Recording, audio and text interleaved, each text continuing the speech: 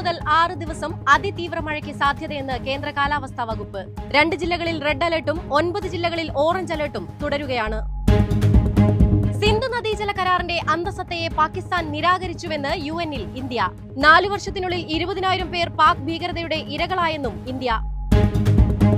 Reserve ബാങ്കിന്റെ ലാഭവിഹിതം സർക്കാരിന്റെ ധനക്കമ്മി കുറച്ചു. ധനക്കമ്മി 4.2%-ലെത്തുമെന്ന് SBI. സ്വതന്ത്ര വ്യാപാര കരാറിനെ സംബന്ധിച്ച് യൂറോപ്യൻ യൂണിയൻ കമ്മീഷണറുമായി ചർച്ച നടത്തി കേന്ദ്ര വാണിജ്യമന്ത്രി പീയൂഷ് ഗോയൽ. കരാർ ഈ വർഷം അവസാനത്തോടെ. സംസ്ഥാനത്ത് സ്വർണ്ണവിലയിൽ വർധന. പവന് 400 രൂപയും ഗ്രാമിന് 50 രൂപയുമാണ് കൂടിയത്. ഒരു പവന് 71,920 രൂപയും ഗ്രാമിന് 8,990 രൂപയുമാണ് ഇന്നത്തെ നിരക്ക്.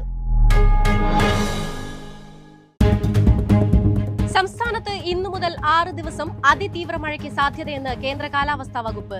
2 ജില്ലകളിൽ റെഡ് അലർട്ടും 9 ജില്ലകളിൽ ഓറഞ്ച് അലർട്ടും തുടരുകയാണ്. സിന്ധു നദീജല കരാറിന്റെ അന്തസത്തയെ പാകിസ്ഥാൻ നിരാകരിച്ചുവെന്ന് UN-ൽ ഇന്ത്യ. 4 വർഷത്തിനുള്ളിൽ 20,000 പേർ പാക് ഭീകരതയുടെ ഇരകളായെന്നും ഇന്ത്യ. റിസർവ് ബാങ്കിന്റെ ലാഭവിഹിതം സർക്കാരിന്റെ ധനക്കമ്മി കുറച്ചു. ധനക്കമ്മി 4.2%-ലെത്തുമെന്ന് SBI.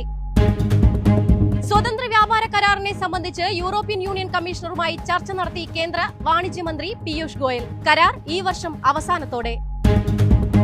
സംസ്ഥാനത്ത് സ്വർണ്ണവിലയിൽ വർധന. പവന് 400 രൂപയും ഗ്രാമിന് 50 രൂപയുമാണ് കൂടിയത്. ഒരു പവന് 71,920 രൂപയും ഗ്രാമിന് 8,990 രൂപയുമാണ് ഇന്നത്തെ നിരക്ക്.